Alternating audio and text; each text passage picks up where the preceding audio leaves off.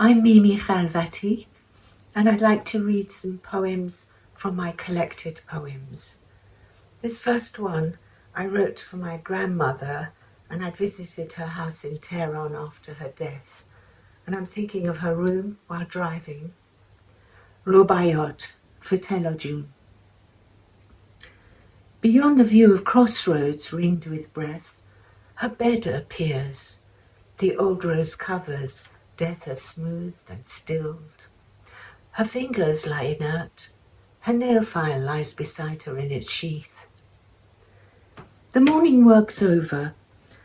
Her final chore was breaking up the sugar just before siesta, sitting cross-legged on the carpet, her slippers lying neatly by the door. The image of her room behind the pane, though lost as the winding road shifts its plane, returns on every straight, like signatures we trace on glass, forget, and find again. I have inherited her tools, her anvil, her axe, her old scrolled mat, but not her skill. And who would choose to chip at sugar loaves when sugar cubes are boxed beside the till? The scent of lilacs from the road reminds me of my own garden. A neighbouring tree grows near the fence. At night, its clusters loom like lantern moons, pearly white, unearthly. I don't mind that the lilac's roots aren't mine. Its boughs are, and its blooms. It curves its spine towards my soil and litters it with dying stars. Deadheads I gather up like jasmine. My grandmother would rise and take my arm, then sifting through the petals in her palm, would place in mine the whitest of them all. Salam, dokhtari mah man, salam. Salam, my daughter lovely as the moon. Would that the world could see me, Telojun, through your eyes. Or that I could see a world that takes such care to tend what fades so soon. The next poem is in another old Persian form, the ghazal, and it's a version of a ghazal by Hafez. Ghazal after Hafez. However large Earth's garden, mine's enough. One rose and the shade of a vine's enough. I don't want more wealth. I don't need more dross. The grape has its bloom and it shines enough. Why ask for the moon? The moon's in your cup.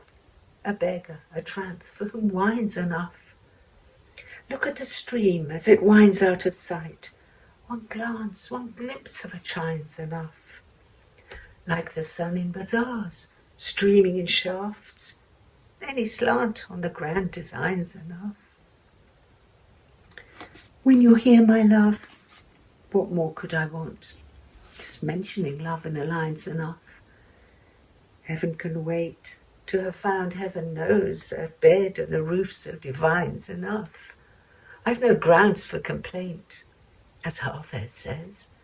Isn't a ghazal that he signs enough?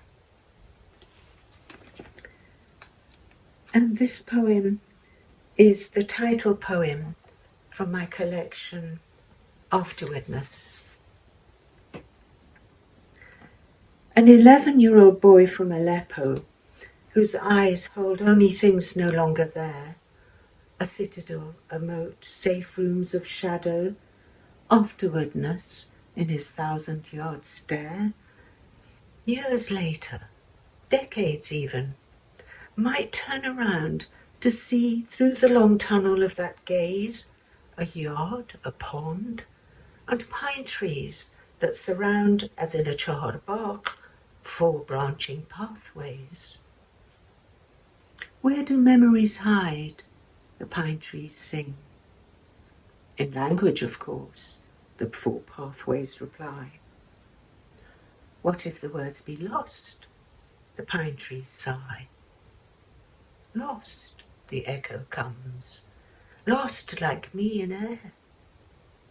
Then sing, the pathways answer, sigh and sing for the echo, for nothing, no one, nowhere.